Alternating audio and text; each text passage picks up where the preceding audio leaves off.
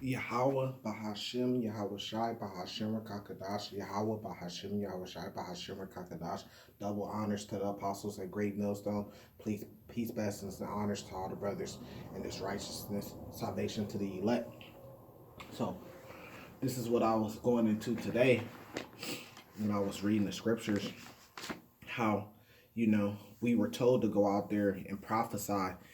I see a lot of brothers, which this ain't really about that, but I see a lot of people, they go out there and they want to bring out all the good things about the scriptures. Not necessarily good things, because the whole row is good, but they only want to bring out things that's sweet to the taste. If you have ears to hear, they don't really want to bring out things that's bitter to the belly. And you have to, and that's a stumbling block for a lot of men.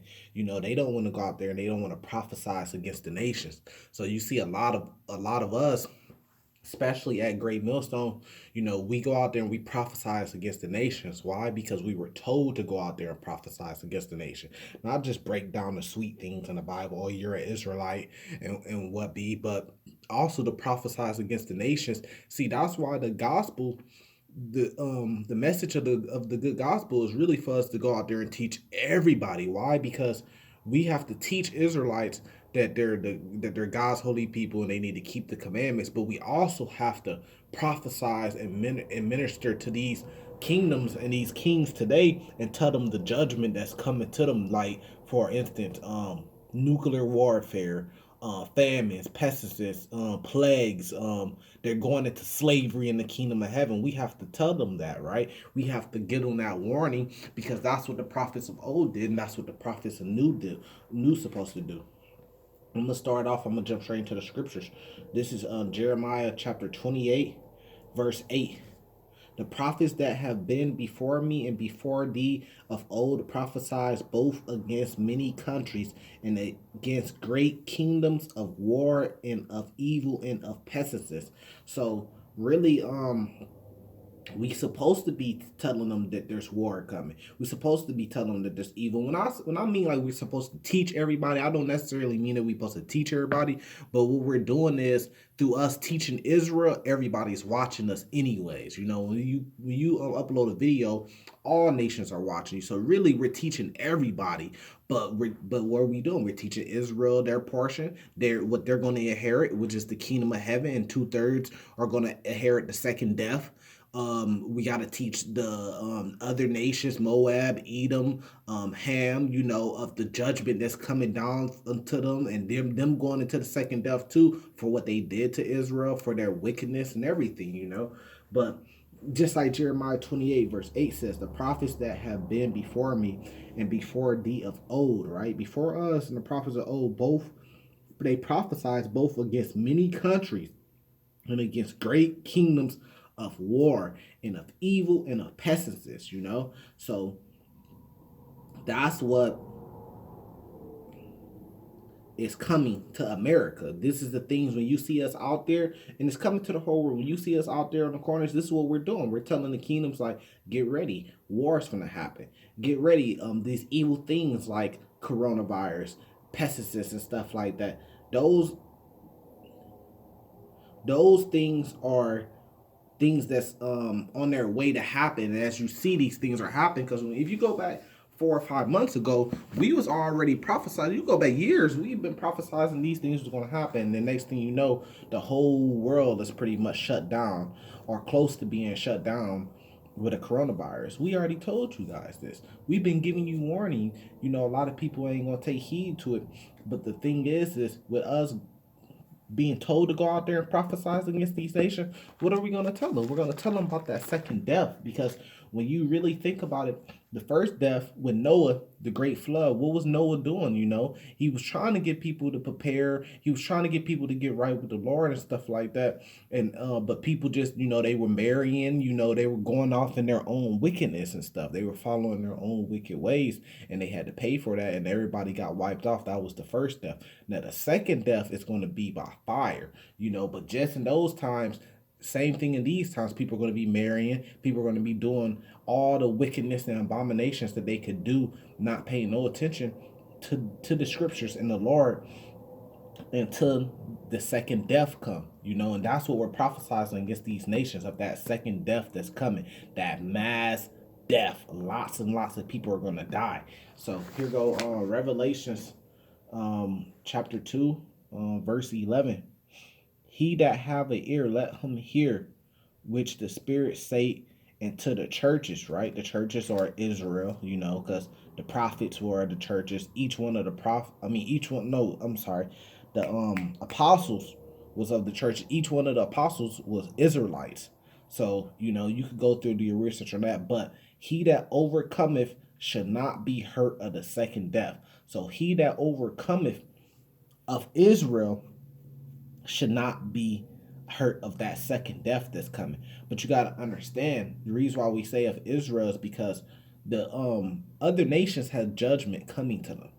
Now, if your nation is cursed for judgment, your whole nation will have to repent in order for the Lord to turn that judgment away. No whole nation is repenting, for that judgment. I'm talking about like heathen nations, for that judgment to be turned away from them. So that judgment is going to come down to them. And no, an individual of a heathen nation cannot escape judgment the same way that there was righteous prophets, like such as Daniel and on, that was righteous, but they couldn't escape the curses and the judgment that came down on Israel. They still had to go through affliction and stuff like that. In their seed had to go through affliction and stuff like that because they couldn't escape the curses. So why would a heathen from a heathen nation all of a sudden today be able to escape the curses because he's individually?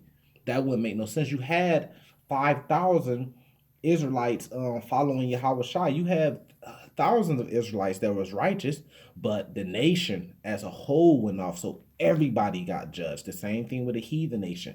So when it says the judgment of Moab in Jeremiah 48, and judgment Esau over there in Obadiah and stuff like that, every single individual of that nation is going to be judged. You can't escape it. An individual can't escape the curses put on the whole nation. The same thing would happen to Israel.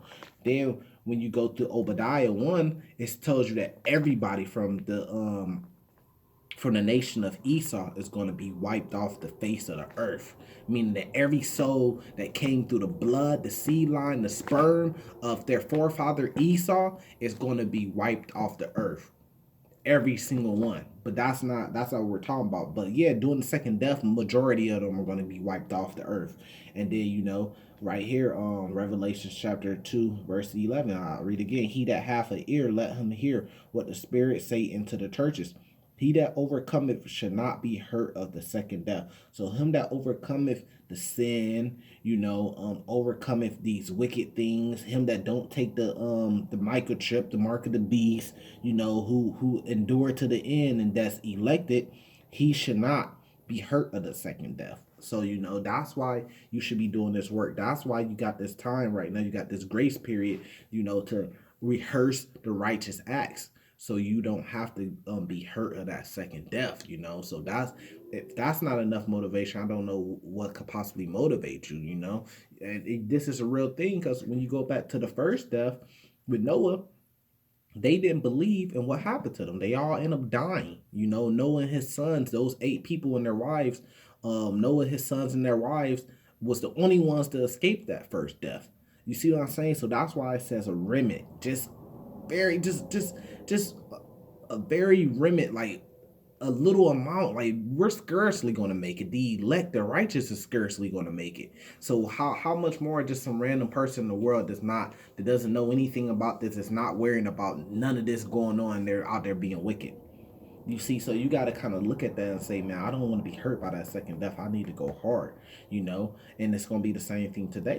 People are going to be took by that second death, so this got to motivate you, and you have to learn from that, because even if, just like they didn't believe back then, they're not going to believe now. But the thing that the people have going to the second death is they could point to the first death as reference. They could say this happened on Noah. There's proof. They found Noah's ark. There's proof that there was a great flood all over the earth. And you can say, I don't want to be like that. But ultimately, it's in your spirit. So if that don't motivate you, what else is? This is Revelations chapter 21, starting at verse 8. but the fearful and unbelieving, and the abominable, and the murderers, and the whoremongers, and the sorcerers, and the idolaters, and all liars shall have their part in the lake which burneth with fire and brimstone, which is the second death. So you ask, so what's the second death? The second death will be the lake that burneth with fire and brimstone, which is going to be nuclear. It's going to be a combination of all those things. It's going to be those nukes when they go to war, and those nukes go flying each and every way, and you got hundreds of thousands of nukes in the air. Because all these in rockets, in missiles, anything they got, they're going to be throwing, going all type of different directions. When World War III Armageddon happens, and then you're going to have a lot of fire. And then what happens when those nukes hit? Fire blast, surrounding trees catch fire, fire starts to travel, the wind push it, buildings catch fire, and then it's just like a domino effect. And if you're looking at it from like chariot, if you're looking at it from, if you're like high in the sky like a bird's eye view, and you're looking down, what it looks like is a lake of fire. That's what John was seeing. And with brimstone, which is the second death, that is the second death. And it says, look, the fearful, the ones that's fearful, that's going to be scared out here, that don't know what's going on, pretty much. The unbelieving, the ones that didn't believe that the second death was coming, the ones that didn't believe in the Lord. And the abominable, the ones that was out here doing all the abominations, the ones that was out here murdering, the ones that was out here whoremongering, selling their body, jumping man to man, selling their rod, on the sorcerers, the ones that was into all that witchcraft. You see your entertainers, you see your basketball players, you see your actors, you see your musicians, and what they do, they're all throwing up these hand signs, these symbols, pledging their allegiance to the wickedness, they're all into sorcery, they're doing burnt offerings to Satan and stuff like that. And the idolaters, the ones that's worshiping the cross, wood, or that's worshiping Mary, or the ones that's worshiping anybody. Like they're worshiping their favorite basketball player, they're worshiping their favorite artist, they're worshiping stones, they're worshiping all type of folly and stuff like that. And they're just into idolatry. The ones that believe in Zeus, the ones that believe in a white Jesus, the ones that believe in Buddha, Allah, though, in all the liars, the ones that know the truth and that lie, that hide it, all those are going to have their part in the second death. And you want to make sure you're not on that list. You want to make sure and it's right here for you. And see, this is what I love about Revelations, right? Because Revelations reveals everything. Like if a person try to challenge you in this Bible, and they got a different doctrine, well, really, you could just go to Revelations, and you could cut right to the chase and go to Revelations, and you could get an answer. Revelations tells you who the holy Jerusalem was in Revelations chapter 22. Read the whole chapter. It tells you who got the kingdom, who inherit the kingdom, who John saw coming down to inherit the kingdom. It tells you about the 12 gates. So it tells you it was 12 gates, and those 12 gates has Israel, the 12 tribes of Israel. And so who inherit the kingdom? Israel. Was it Israel only? Yes. Was no other nations there. The other nations was bringing their glory to the gates. It tells you, do we have to keep the commandments still? Yes, it tells you have to keep the commandments. Look, Revelation chapter 22, verse 12. And behold, I come quickly, and my reward is with me to get every man according to as his work should be. What is a work? Well, the work is based off the commandments. That's what a work is. Um, here This is Revelation chapter 22 verse 15. For without are dogs, and he's talking about the kingdom of heaven, right? For without are dogs and sorcerers and whoremongers and murderers and idolaters, and whoso loveth and maketh a lie. Well, idolater, a murderer, a whoremonger are all things that go against what? The commandments. So for you not to be a whoremonger, a murderer, or idolater, or not make a lie, that would mean that you would have to be following the commandments. So if the commandments was done away with, that wouldn't even be there. So this tells you, like, Revelations reveal everything to you, and it reveals what the second death is and who's going to go into it. So you want to make sure that you're not a part of that you want to make sure that you get saved, and you really can't do that, because the Lord knows that. But you could do your best in trying to be as righteous as you possibly can, which is keeping the law, statutes, and commandments. And for the brothers that do have that spirit, going out there and prophesizing against these kingdoms of that second death to come. So with that, I'm gonna say shalom, salvation to the elect.